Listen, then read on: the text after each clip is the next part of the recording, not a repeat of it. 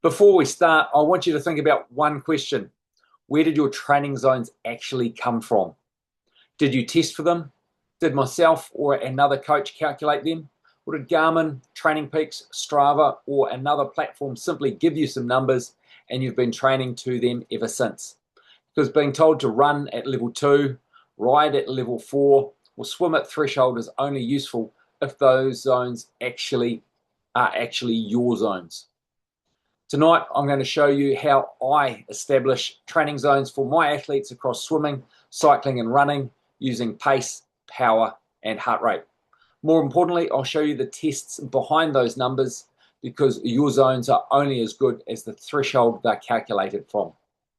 By the end of the night, I want you to know two things: where your current zones come from and whether you can actually trust them.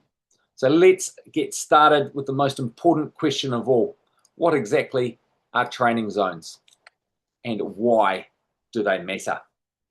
So training zones are different intensities, often measured through different means, whether we're talking power, heart rate, pace.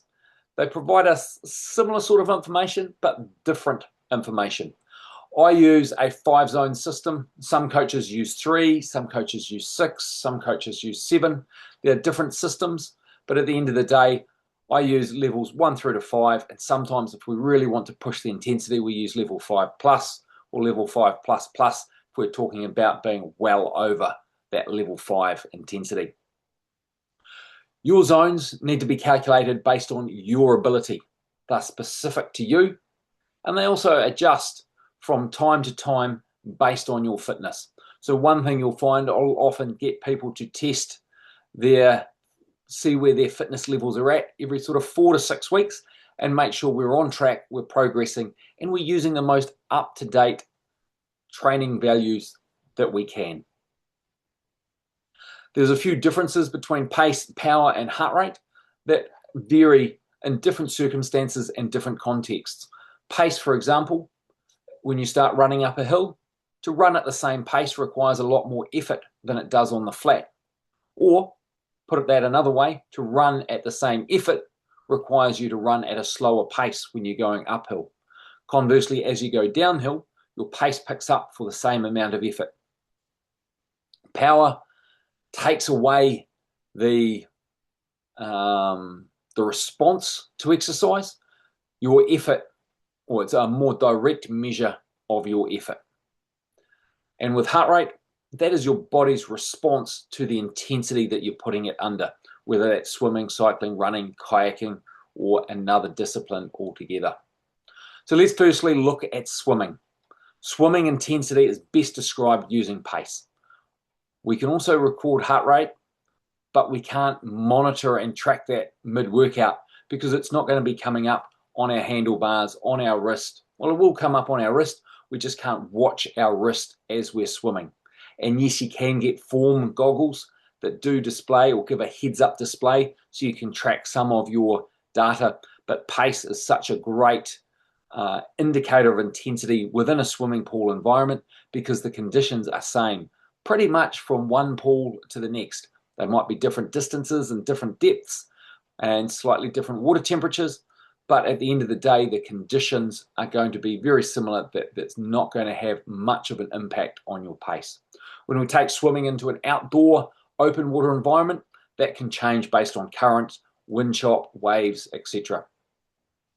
What I like to do to assess swimming intensity is use the CSS style test. Swim a 400-meter time trial as fast as you can, and then later on in the same workout, once you've recovered significantly, swim a 200-meter time trial as fast as you can.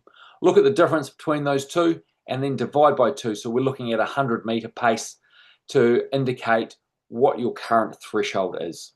Now, putting that into levels 1 to 5, I don't typically worry about level 1, but that's looking at basically 75 to 84% of that pace.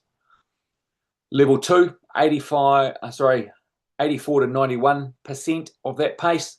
Level 3, 96 to 100. Level 4 is 100 to 102%. And then level 5 is 106 to 120% of that pace. Now, don't worry about trying to remember those numbers. I've made a handy dandy cheat sheet, and I will flick that through to the people that are in the VIP Facebook group and those that are my current clients that would like it.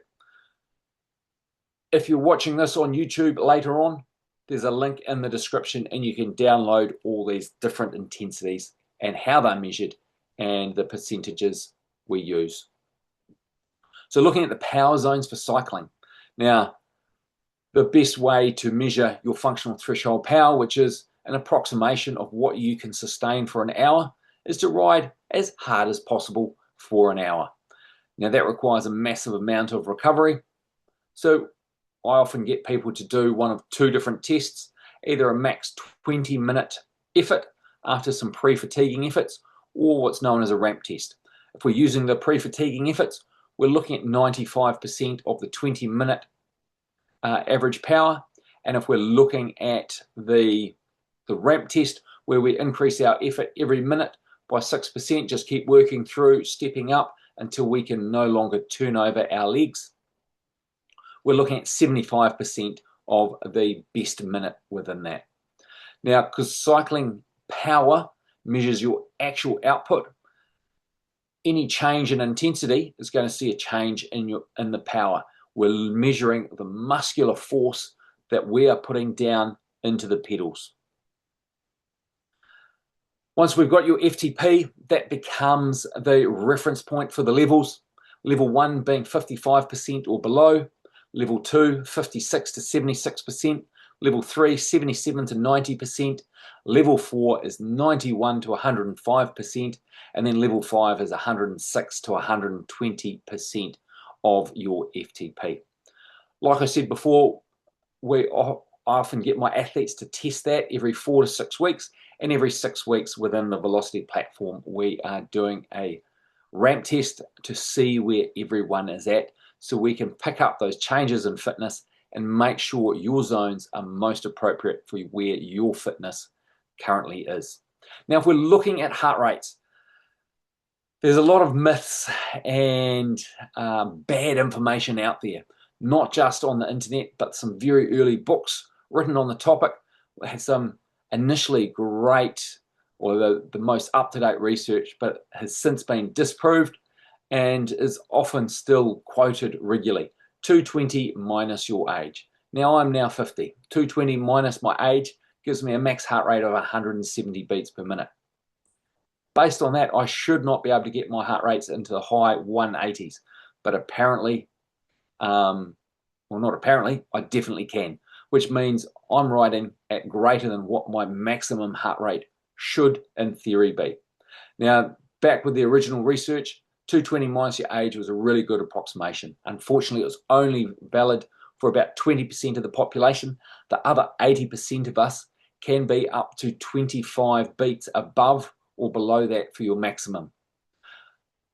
If we know the maximum heart rate, it doesn't really mean too much anyway, because we're working on what your threshold intensity is and what we can sustain. If you can't sustain it,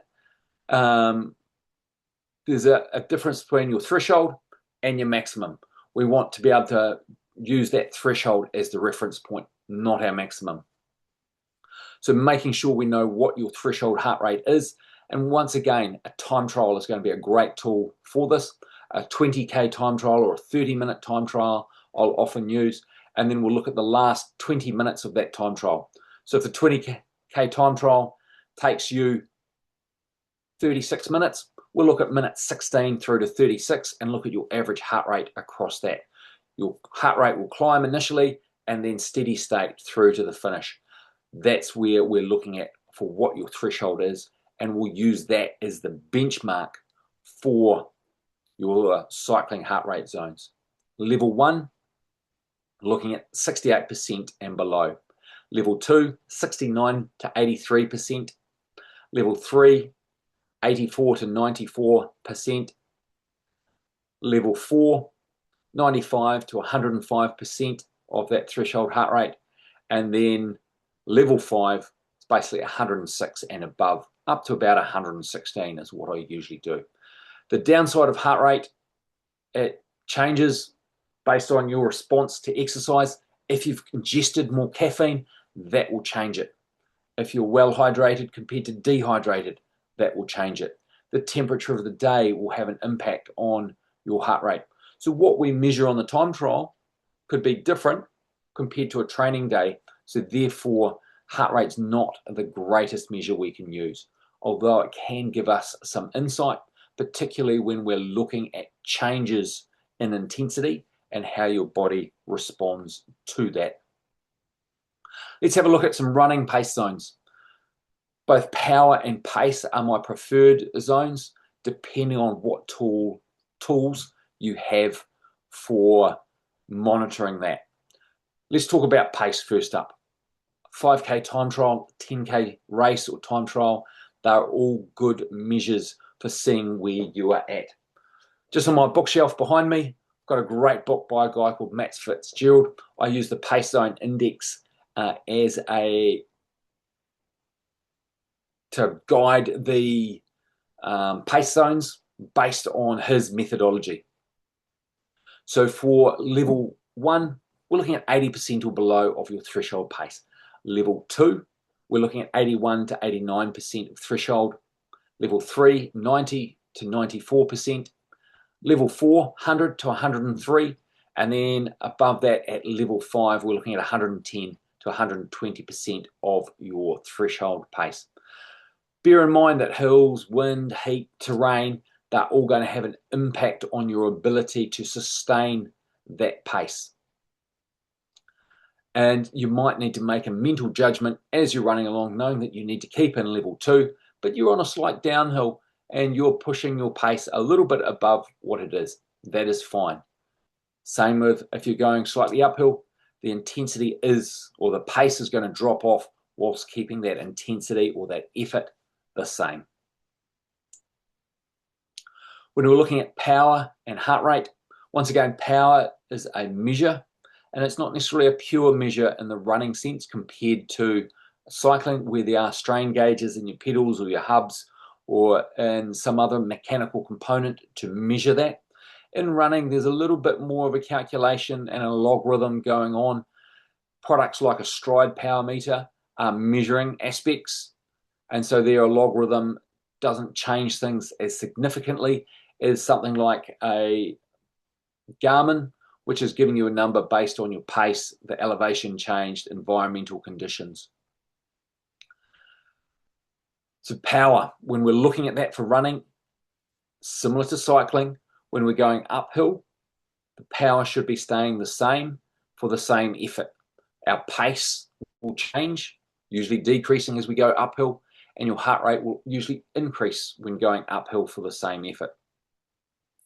So when we're measuring these, or calculating our zone, for power, I'm using 70 to 80% for level 1, 81 to 88% for level 2, 89 to 95% for level 3, 96 to 105% for level 4, and then 116 to 128 for level 5. Heart rate, we're using the same proportions as we are for cycling, although the start point is going to be different because your running threshold is going to be different from your cycling threshold. So once again, we're taking that from a 5K or a 10K, looking at what you can sustain in the final 20 minutes of that. Now, if you regularly run your 5Ks under 20 minutes, that's not going to be a good measure for looking at power or heart rate. So therefore, I'd recommend a 30-minute time trial so we can discard that first 10 minutes and watching the heart rate climb up so we get that stabilized, sustained effort for the final 20 minutes.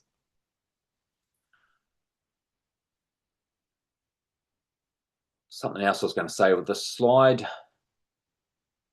Yeah, cycling and running, your heart rate, your threshold heart rates will be different. Experience tells me that running tends to be about 10 beats per minute higher for someone who is relatively equally fit running as they are cycling. If you're stronger cycling, that gap might be a little bit smaller, and if you're a stronger runner, it might be a little bit bigger.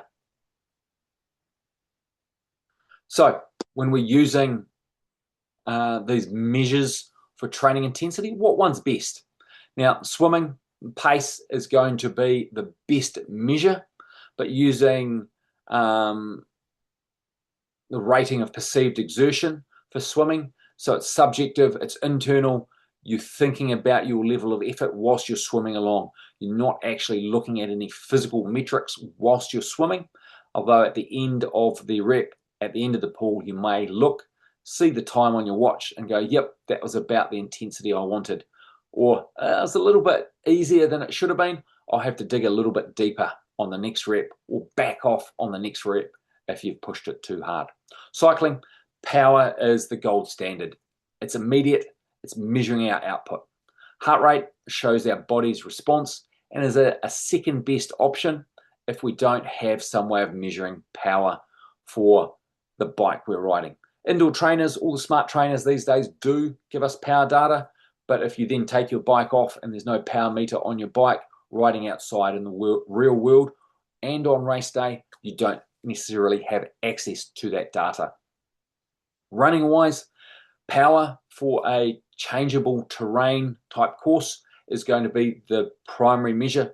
Perfectly flat, pace is fantastic and a good tool for measuring both training intensity as well as race pace. And for ultra marathons, that's where I really dip into heart rate, although it is showing body's response to the intensity over the longer duration of an ultra marathon. That gives us a bit more context. Now, there's no one metric that is perfect, although power with cycling goes close. We need to choose the one that best suits us in the session with the technology we've got available within that session or event, and then look at the conditions that we're competing or training in to moderate and come up with, is this hitting the right intensity? So let's put this into a bit of practice. First of all, need to know what the session is trying to achieve, and then we can start worrying about the numbers. We need to make sure that levels 1 through to 5 match the intensity with the intended duration. If you're trying to go out and ride a level 5 for an hour, it's never going to happen because physiologically you cannot do that. If you succeed in doing it, your zones were not set correctly to start with. Don't blindly follow zones arbitrarily assigned to you by some system, whether it's your Garmin, whether it's Strava, Training Peaks. Make sure your zones are calculated for you based on your current level of fitness.